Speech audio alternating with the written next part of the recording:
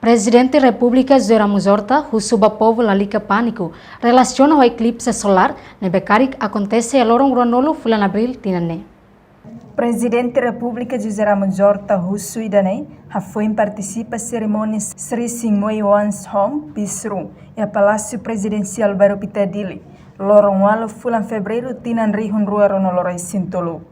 Idane pânico buat todo pânico, eclipse da lua. Todo pânico, balu halai, arviru halai sai suma, mapetão.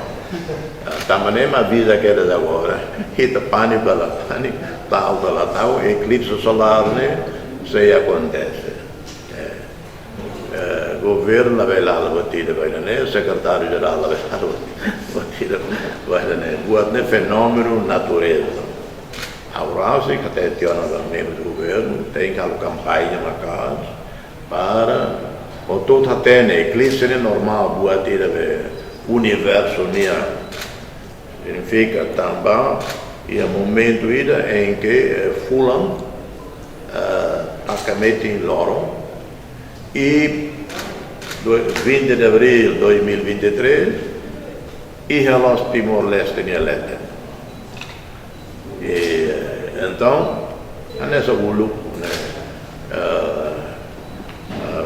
fulam né eclipse parcial fulam mas nela não pânico também loro é cala né eclipse fulam tem cala agora eclipse loro manas bode de repente loro manas taca taca los também aí maroma maka haruga taca loro também fulam maka liu momento da taca então ita pronto baku sana, baku tasyo, baku paleng, buat todo para até va loro né, favor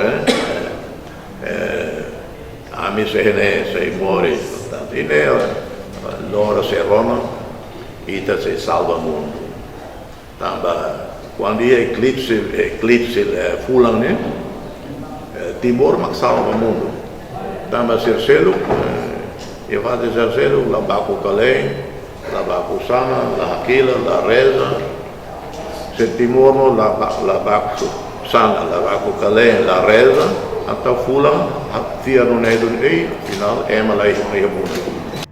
Se o Estado de José Ramos Horta colabora com o governo, halo campanha para povo, quando a eclipse do sol neve se acontece a loron ranolo fulang abril né. Não é povo hakmatek e a ida na residência, lá vele hala movimento. Polícia e Segurança o FFDTL, mas se hala movimentação, onde assegura povo. Estado Timor-Leste, o governo Timor-Leste se prepara óculo para povo, onde salvam o acontecimento né. Se o Estado actuar, carik eclipse solar ne acontece duni, la liga até que saiba lor matang, carik la utiliza óculo ne vesimo o governo. Reportagem Selfiana Kait, Dominga Samaral, Televisão Timor Post.